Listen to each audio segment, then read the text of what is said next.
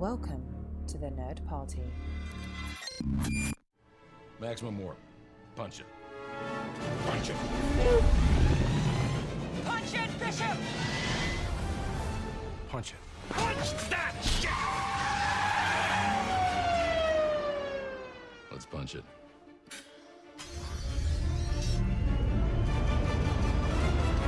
Hello, everybody. This is Punch It, Writing in Star Trek, episode 50. I'm your co-host, Tristan Riddell, and with me today is... John Mills.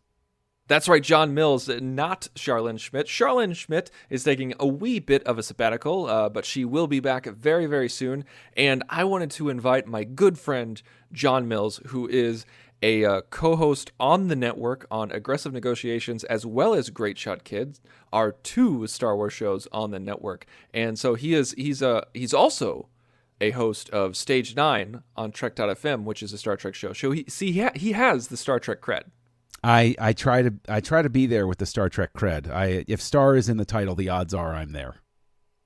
What about Starfighter?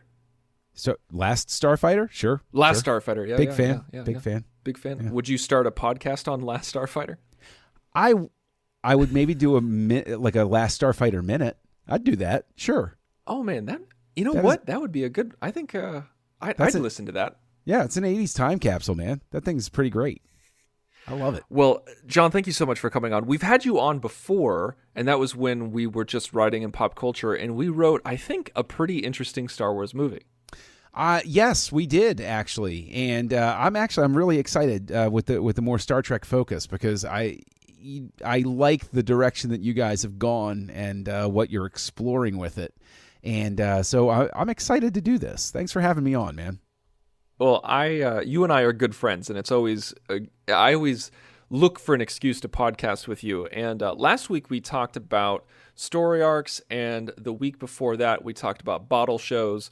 And this week, we got nothing. It's fresh. It's the whiteboard. The whiteboard is completely empty. We wiped it down, and we're just turning on the mics, and we're gonna see what we can do because I want to write a Star Trek story from scratch. I have no idea if it's going to be an episode, if it's going to be a movie, if it's going to be a short story, a novella, or a book idea, or an outline, or something completely fleshed out, because this is one of my favorite things about podcasting, especially podcasting with somebody as seasoned as you and as someone as in sync I am with you. Just turn on the mics and see what happens. And that's what we're going to do today. We're going to write a Star Trek story from scratch. We have not talked about anything before, just like when Char's on. We have not talked about what show we're going to do, what era we're going to do, who we're going to focus on, or what the story is going to be about. And so from here on out, we are writing it on the fly. But before we do that, I want to thank you guys for listening and thank you for subscribing. And if you have any show topics, now that we're Star Trek focused, if you have anything that you want us to talk about, anything that's been tickling your brain that you think, hey, Char and Tristan would be good to talk about this, go to thenerdparty.com/contact and fill out the form, select Punch It. It'll send us an email right to our doorstep. And you can find out where we are on social media, Facebook, Twitter, Instagram, just by going to thenerdparty.com. You can also select all of our back catalog as well as find out all of our other shows. And if you like what we're doing here, please go to iTunes, give us a review. If you give us 5 stars, we'll mention you on the show. Now, John. Yes. John. Yes. So, because you're the guest. Oh, where do you want to go with this? What era, is there an era that kind of sticks out in your brain where there's this you know what, I want to revisit that era. We haven't talked about that a lot. Or do you have a favorite show that you want to talk about? What is creeping into your brain? You know, something that crept into my brain specifically because here we are, we're at the mid-season finale of Star Trek Discovery. And so everybody's been talking about Discovery. Everybody's very Discovery focused. And they've had some really great writing. And something that crept into my brain, though, was there have been people who have voiced, why are they doing it in this era? Why aren't they doing it in the post-Star Trek VI era? Because that's rife with possibilities. And I thought about that for a split second before I jumped on here with you. What do you think about an idea that would somehow explore the fate of Admiral Cartwright and Lieutenant Valeris post-Star Trek VI? And I'm talking about, I'm open to any idea inspired by Kemp Powers, the playwright who has been in the writer's room for Star Trek Discovery. Anything from like a 2-person play to a 2-hour TV movie to what have you. What do you think about exploring that? Oh, geez. Well, I immediately latched onto it just now because I never in a million years have ever considered it. Not once. This is not something that when on a lazy Sunday afternoon while I was reading a book, I never looked up at the up at the sky and thought, what happened to Admiral Cartwright and Valeris? You know, like what? Why haven't we explored that? And we as Star Trek fans it's so ingrained in us to think about every little thing. I think it's even worse for Star Wars fans where it's like somebody who like some alien that was on screen for 5 seconds and you're just like, I want to know his or her backstory. I want to know who, like, where'd he come from? Where's he going? And what's his mother like? And I mean, at least with Valeris and Cartwright, we've seen them over multiple movies. And so I'm not as versed in the novels as some other people on the network or some of our other friends. So I have no idea if this has been explored or not. If it has, feel free to write us. Feel free to find us on Twitter or Facebook and let us know if it has been explored. I know that Memory Beta is a good resource for that. But so the play idea, that's... Well, yeah, I mean, I'm out. just thinking Star Trek has a great tradition of, Discovery, being antithetical to this, of doing it as inexpensively as possible, right? But I also am thinking in terms of the fact that a stage play, you can literally have it as bare as possible. And it's the only thing I think that Trek, in a pop culture fashion, hasn't really broken into. There are plenty of things that haven't, broken onto the stage performance and everything, but Trek has been on, the Carol Burnett show, or it's been mocked on Saturday Night Live, or it's, had the TV shows, it's had the movies, it's had all of this stuff. Stage is just a different forum that you could be in, and you could have a really intimate drama that really continues to explore and drill down. I mean, Admiral Cartwright, when we meet him in Star Trek 4, seems like a pretty stand-up guy. Like he's cool, he's heroic. And then when you come back to him in Star Trek 6, he's not a pleasant person anymore. What happened? I mean, like, this could be a great... Maybe they're on the prison, the ship going off to trial or something like that, and they're co-defendants, or they're going to be representing themselves, and the discussion has to break out. Why did you enlist, Valeris, why did you enlist me in this? Why did you talk me into this? And, Cartwright's point of view could be, I'm the logical one here, and I simply showed that to you. And then you could have something that would just be an exploration of how reasoning can go wrong. Find out where Cartwright's reasoning broke down, where Valeris's reasoning broke down, and their logic is flawed. Well, I think we can tackle that. My knee-jerk, my gut instinct is to not hold us to the stage play idea. Let's not craft the idea and say like, oh, well, we can't do that if it's a stage play. Let's craft the idea, and then after we're done with it, see if it can be converted into a stage play. So let's okay. So I don't have a better idea. So let's just go ahead and let's go down this road. Okay. This road, as some people say. So I like it when stories pick up right where they left off. I'm talking, we're at the location. The assassination has been diverted, or averted, I should say, not diverted. And so Valeris is in custody. Cartwright is in custody. Are they in custody together? Would they want them to be in custody together? Well, this is the thing, is the portrayal of Federation justice has been somewhat inconsistent. And I don't mean in terms of like whether they have the death penalty or anything. I just mean in terms of how they process people through the legal system. I think if we're picking up immediately afterward, yes, they'd be in custody together.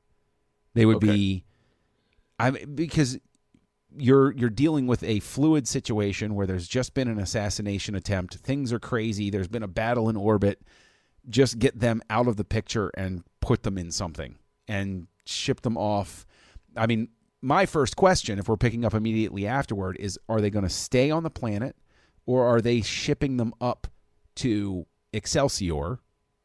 They're obviously not going to send them to Enterprise, because Enterprise is second star to the right and straight on till morning. Does this become a first mission after Star Trek VI for Captain Sulu to take them back to Starfleet HQ? I like that a lot. I really dig that, where they're on Excelsior instead of Enterprise. And I like the idea of them being in the Brig together, where they're like, okay, you're on your way to Earth. You're on your way to the nearest starbase or something like that. And I like the idea of Cartwright in one cell, Valeris in another, where they can see each other and talk to each other, but they can't get to each other. They can't touch each other. They can't, be in the same. They're in the same room, but not in the same space. And this also allows us to have multiple people come in. Yes. Throughout, where like if we did want to make this the stage play idea, where this is our main set, and people can come in as they like. We could have Sulu come in and leave. We could have random crewman number 2 come in and say, like, because of what you did, someone I know or whatever, we were at battle with the Klingons because of this reason, something like that. What if we found out that there was a sympathizer on Excelsior, and maybe that could even be a dramatic driver for the plot to keep things moving? Is this person checks in every so often with an offer of, I can find a way to get you free. I can try to get you out of here. And that can move the story along. That can be sort of like our time lock to give us a limit on act breaks and stuff like that. You're just a good idea machine tonight. I'm digging that, because there needs to be a driving force. It can't just be a conversation. Like, there needs to be some sort of drama behind it beyond the philosophical. It needs to be something in the actual, where like, we need to do this and this, or we need to bide our time because of the ticking clock. And that ticking clock is, if this ensign can get us out, and if this ensign can get us out, where do we go? Is it even worth getting out? What's the point of getting out? Because we'd have to leave Federation space. Right. And what's beyond, what's beyond Federation space? Do we go, do we hide on some moon somewhere where it's within Federation space? It's not like we can go to the Klingon space, Yeah.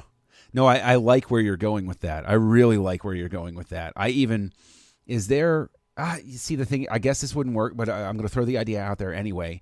But we know that we also have, and I always forget his name, the guy that Rene Auberjonois played in Star Trek VI, Colonel West? Colonel West. And he is dead. Would there be any conceivable reason for that body to be like in a stasis field near them in the Brig or something like that, so that we could have... there probably isn't. This is probably a reach.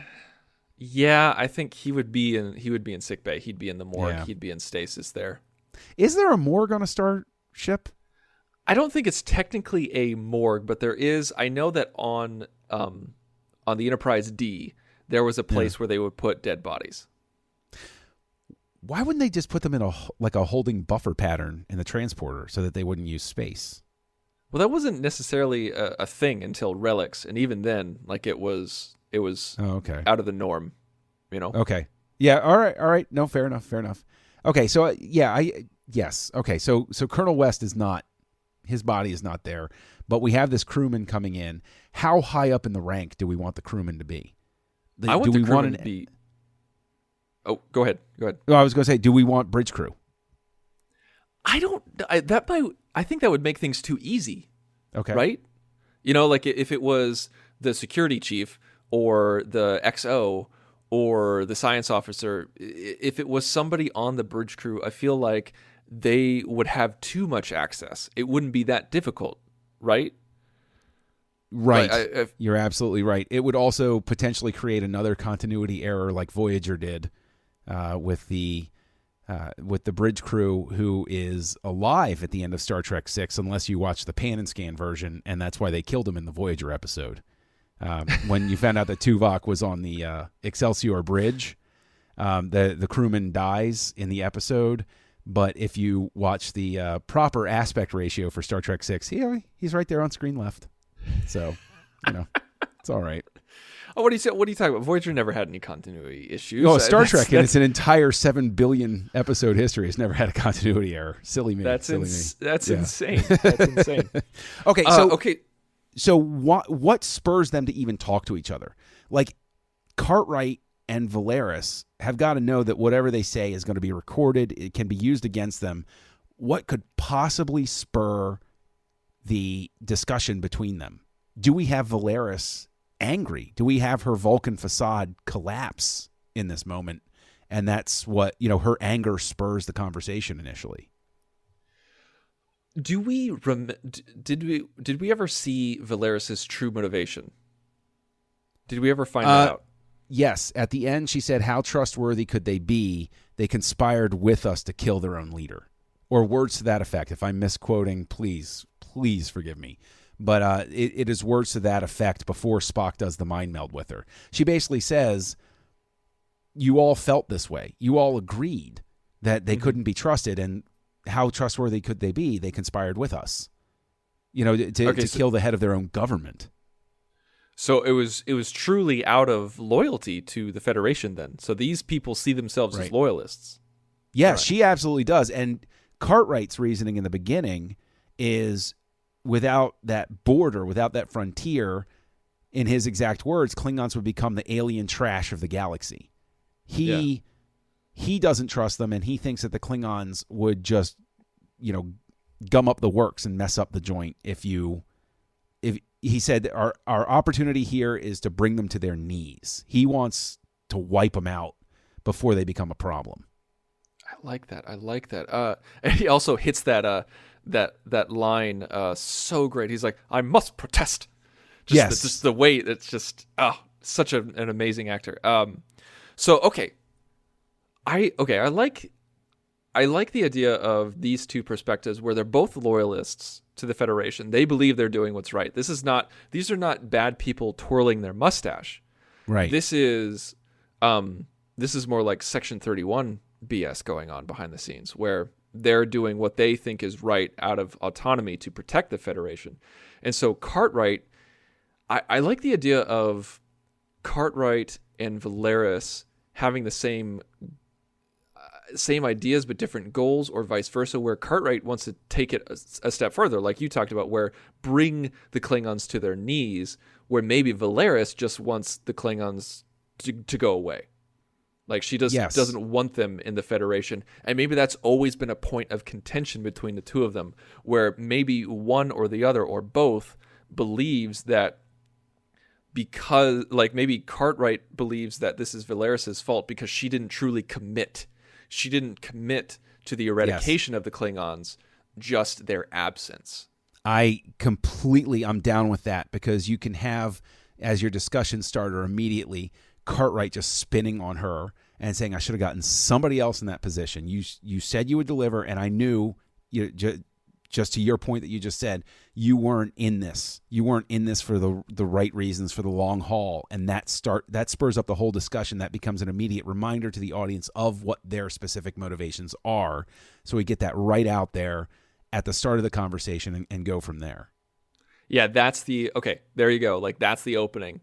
That is where we so it's like they're brought in by security into the brig. And is Sulu there, or does Sulu come later?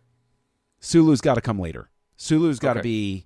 I really want to give the beginning of this, or whatever our act structure is. I want to give Act 1 to them.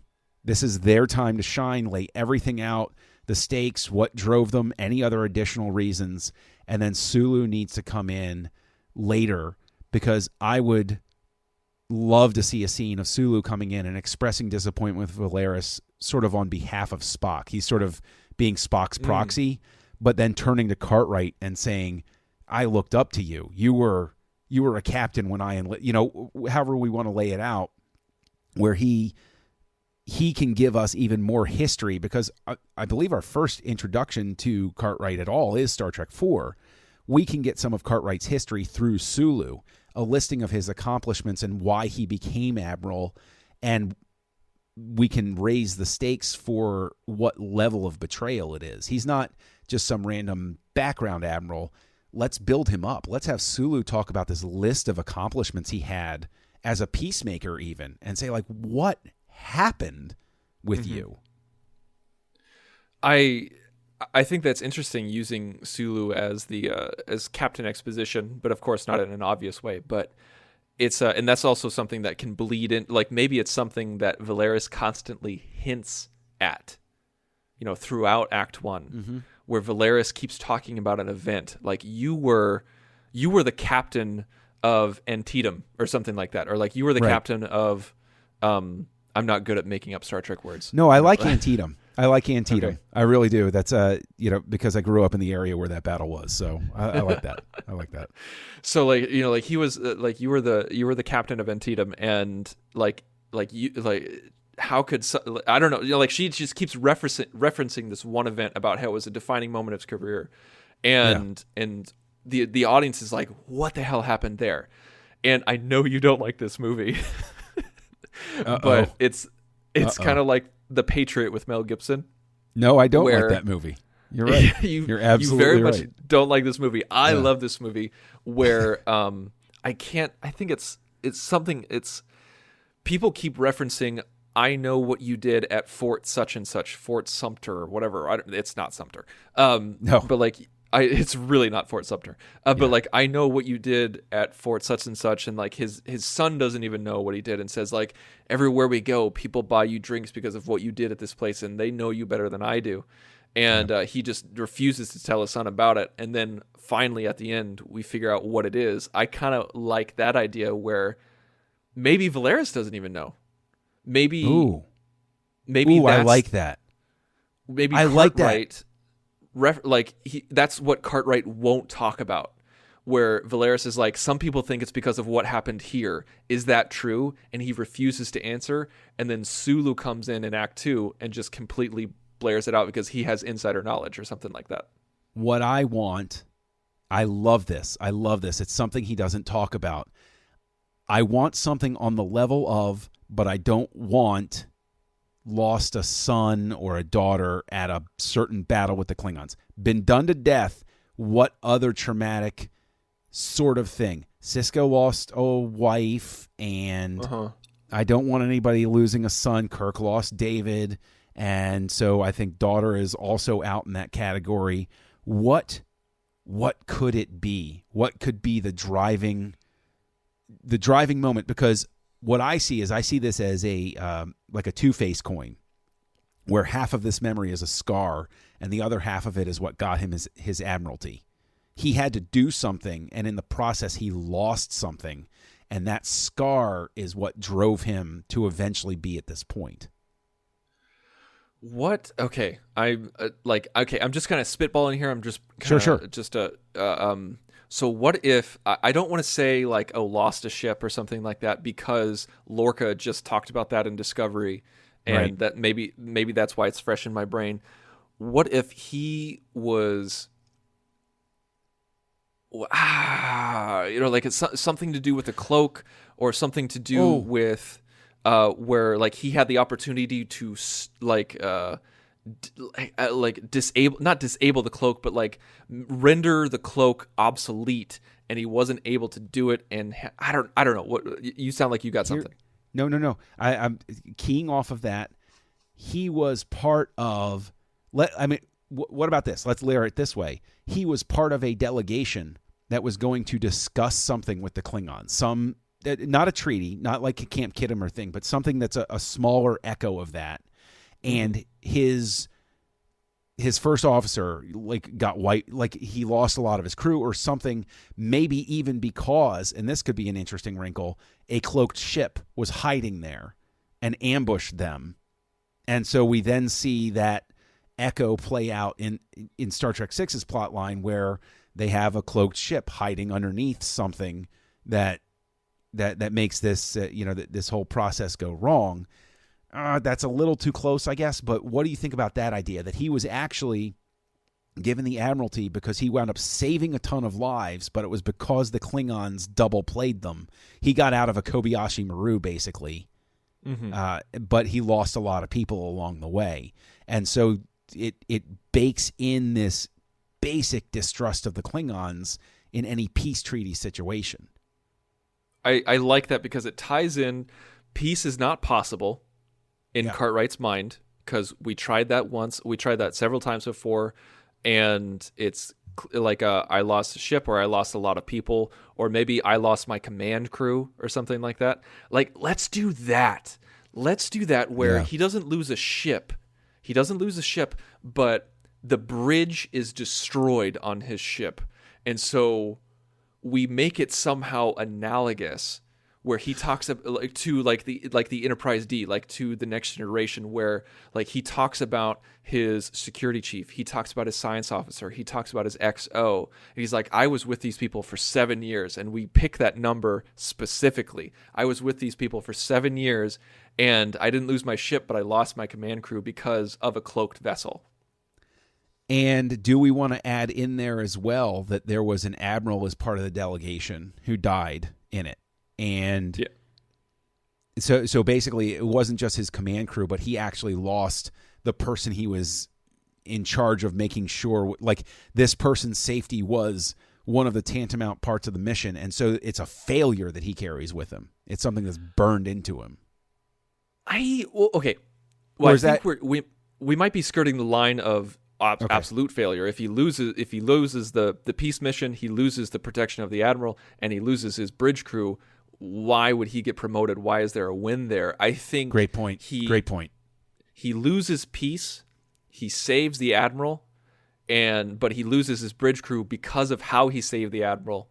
But the admiral is so grateful that he recommends him for a promotion or something like that. Oh, and what if it's not just that like everybody died, but he still warped off with the ship? What if he warps off, but something along the way, like something in the atmosphere was turned toxic by a radiation leak or something like that, and he wound up being sick too. So it's not that everybody got wiped out with a torpedo hit to the bridge except for him. It's not the selective survivor that Star Trek tends to be a little bit fond of, where everybody died but me at this bomb.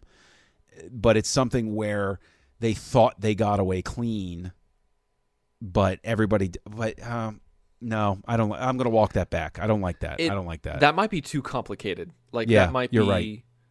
Like we got to think of it, like with Cartwright, like once because this is the situation that he won't talk about. That it's like this is need to know, eyes only, classified material. But Sulu is the one who kind of brings it out of him at the end. It's got to be something simple and to the heart. Yes, you're absolutely right, and that is an added pain that he carries along with him. Is he's never allowed, because it could potentially lead to war with the Klingons. He's never allowed to publicly acknowledge the death of his crew, the real reason for the death of his crew. There's some cover story that he has to carry around with him. I like that, where they're like they want to keep peace open. This ties back to the Federation about like why he's a little pissed at Starfleet, but yet he still needs to protect the Federation, where Starfleet did not let him, the Starfleet, the crew who died, maybe the crew who died didn't get medals because they had to rule it as an accident, and so he couldn't talk about it, the real reason why they died, to their families and also to the universe, because Starfleet and Federation were still hopeful for peace with the Klingons, and so they did not want it to taint the vision of the public, like the vision of the Klingons to the public, and say the Klingons did this. But you see where I'm going with this? I do. I completely see where you're going with that. And as an added insult, they wind up setting up a situation wherein not only can he not acknowledge it, not only does he have to give this cover story, but it is something where, and he can specifically say that he learned at that moment that the Federation didn't understand the necessity of its own survival, and they chalked it up to a renegade faction of Klingons. Like the cover story was, oh, well, it was Klingons that didn't believe in the peace process. And so you wind up seeing something where you could even make the argument that Starfleet, being Starfleet, said, oh, it was renegade Klingons. They didn't have anything to do with it. In a sense, they're almost gaslighting him. That's not the cover story. They're saying to him, oh, well, it was renegade Klingons. You can't blame the Klingons. But he's saying, no, this is what all Klingons are like. You can't trust any of them. And so you see the divergence of the worldview right there. And you can also apply that to current thinking as well, where we talk about the parable, we talk about how it can relate to our own lives. Absolutely. I think this is a great place for Cartwright. We figure out his motivations. We tease it for the entire act. And he showcases a lot of anger, a lot of frustration, not just to the Klingons, but also to the Federation, and where it comes out as a double-edged sword, where she's like, if you're so frustrated with the Federation, if you're so angry at Starfleet, why are you intent on saving it? And, we explain that motivation. Then we need to move on. Like, we do need to talk about Valeris a little bit. Of course. More. Yes. So we absolutely do. How did he possibly talk her into this? I feel like now that we've gotten a little bit of backstory from Discovery about how the Vulcans, interacted with the Klingons immediately, where they realized that, like, the Vulcans shot first, and they because they understood that the only language that the Klingons understand is violence. What if Valeris comes from that same kind of thinking, where, like, that was that was a long time. That was centuries ago, or I don't know how long ago it was. That was a long time ago. It was before Discovery, which is before Star Trek VI, so it's long enough ago. Yeah. So, like, that's no longer the rule of law now. Like, outright conflict doesn't work. We're now and forgive me for being so obvious, but we're now in much more of a Cold War setting, and so because of that, like, there needs to be more subterfuge. We still use violence, but it's not violence in the open. It's violence to cripple them. Because that's the true Klingon weakness. I don't know. No, I love that. I love that specifically because I don't want to get, and I was finding myself getting locked in the mindset of, well, I'm writing this as if it's 1991. No, I like the fact that we are bringing Discovery into it, because I like the idea that we're doing this now, and we can bring that piece of the Vulcan hello, because I know that was somewhat controversial with some fans, but I actually dig it, because the Vulcans, if you follow logic to its, extreme my extreme logical conclusion is you have to punch the Klingons first to get them to listen to you. Okay. Like, I like working that in, but it's not enough of a personal reason for Valeris to go with it. Like, she could see, because she's on the crew, and if her captain says, no, we don't do the Vulcan hello, she's not going to mutiny, but like Burnham did. That lesson has been learned. So what what personal leverage could there be? And I don't want her family killed by whatever. I don't no. I want to steer clear of that. Is there something, because Spock is her mentor? It's got to be Spock related. I feel Spock like introduced her to Cartwright at some point. I think I like the idea of him introducing them, or because of a Spock Cartwright connection, that's how he found Valeris. But that still doesn't talk about her fundamental viewpoints. I think we need to focus on that. Okay. Yes. So her fundamental viewpoint, we have to reconstruct where she gets to, which is they're not trustworthy. So do we? How much do we want the fact that Valeris was supposed to be Savick influence our development of this character? I want it to be not at all. Okay. I don't want it to make it Savick light, because that gives short shrift to the character. I want to use this opportunity to give her a full history and a full sense of purpose. I don't want this to remain as, we changed her name because we couldn't get Kirstie Alley back. I want this to be, there was something, and I don't even want it to be traumatic. She was first Vulcan. No, I don't either. At the top of her class. So there's got to be something where there's nothing tragic that happened, but it was something in her studies.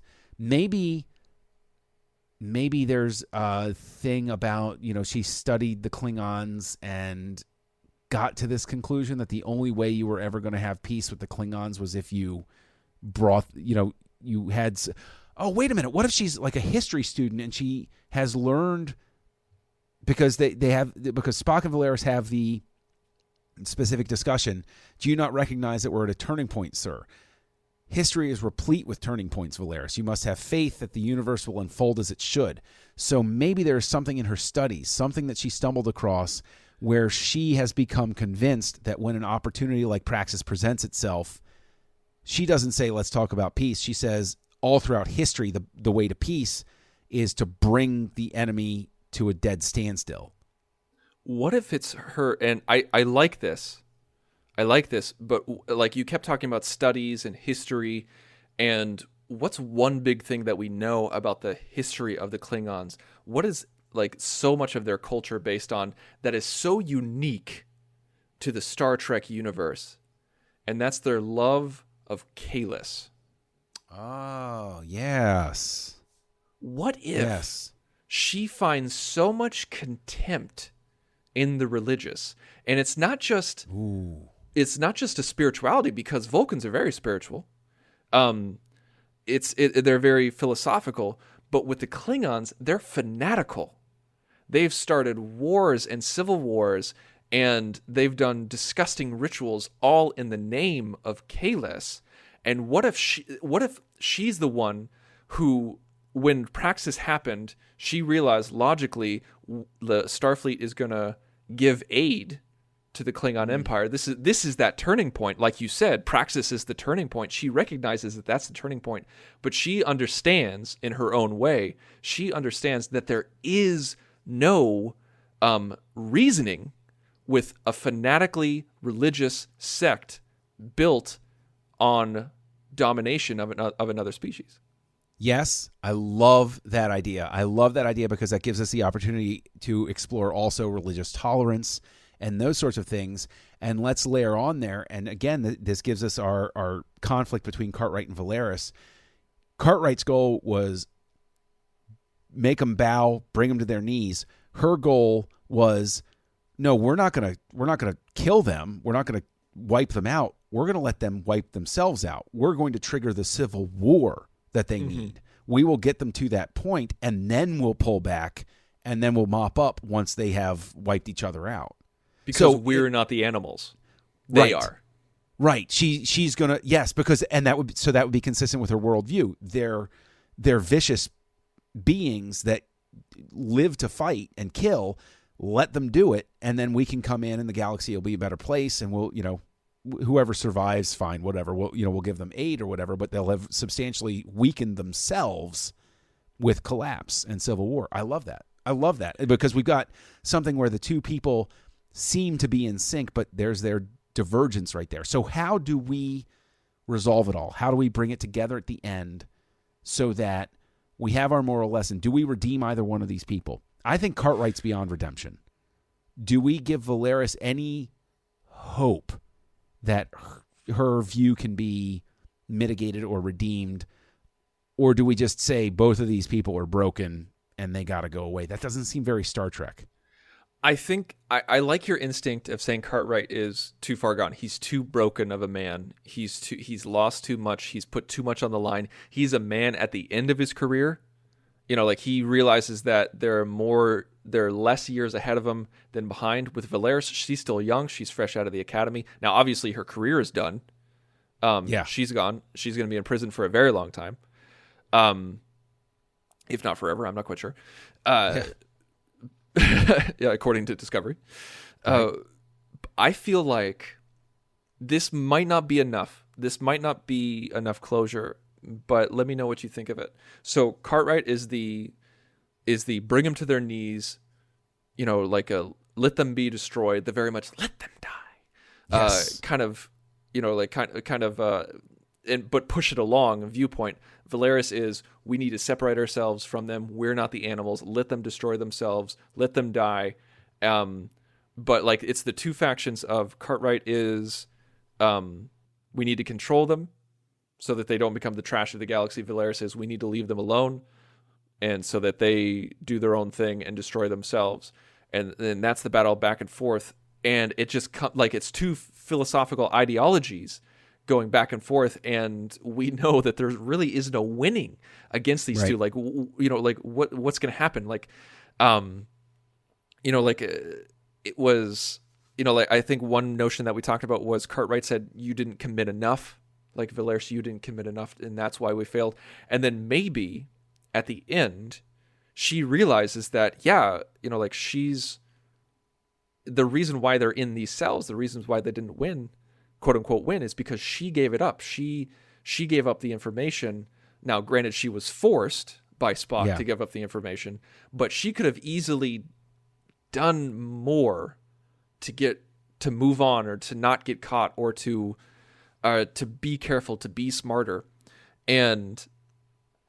But what if she just says the words, maybe I was wrong, at the end, and that blows Cartwright away, because Vulcans never admit that, and he's never heard Valeris ever even remotely come close to admitting that she was wrong. I like it. I like it a lot, because it brings us to a point where we have a character have that realization, and we could even close on that and leave it open for a part 2 down the road. And so this starts off as, this specific story is Cartwright and Valeris. At the end of it, Valeris has the turning point, and we leave it open for another Valeris story. Cartwright's done. This is his coda. Yeah, this done. is part 1 for Valeris the rest of her life. I love that idea. I like it. Yeah. All right. Well, there you go. What do we call this sucker? Like, what's the title of this 2-act play? Oof. That's a good question. You know what? Let's open the floor. Let's have people respond on Facebook. What should we call this? Absolutely. Yes. I'm glad that you've mentioned that, because I love it when we get the listeners involved. So everyone, please go to facebook.com/thenerdparty. Let us know there, or let us know on Instagram @thenerdparty, or find us on Twitter @joinnerdparty, or as mentioned before, you can go to thenerdparty.com/contact, select punch it from the drop-down menu, fill out the form. Let us know what you think it should be called, and we'll reveal it on next week's episode. John, thank you so much for coming on. Where can we find you online? Well, thank you for having me. You can find me as Kessel Junkie out there online. As you mentioned at the top of the show, here on the network, you can hear me on Aggressive Negotiations with Matthew Rushing, a Star Wars podcast of a slightly different sort. You can hear me on Great Shot Kid with Mike Schindler, and Stage 9 on Trek FM with Mike Schindler. And you can also hear me over on Words with Nerds with my pal Craig, where we're just weekly zany nerd zoo type of show. Where can people find you, Tristan? Oh, man, nowhere near as many places as you. You can find me on this show, but you can also find me on my other show called Nerd Nuptial, which is a podcast that I host with my wife, where we talk about married life through a nerd lens. Thank you so much, everybody, for listening. And next week, it's a mystery. Maybe we'll talk about something like story arcs or bottle shows, or maybe we'll write Star Trek on the fly again. But whatever we're going to do, we're going to punch it. Ready for warp, sir. Let's punch it.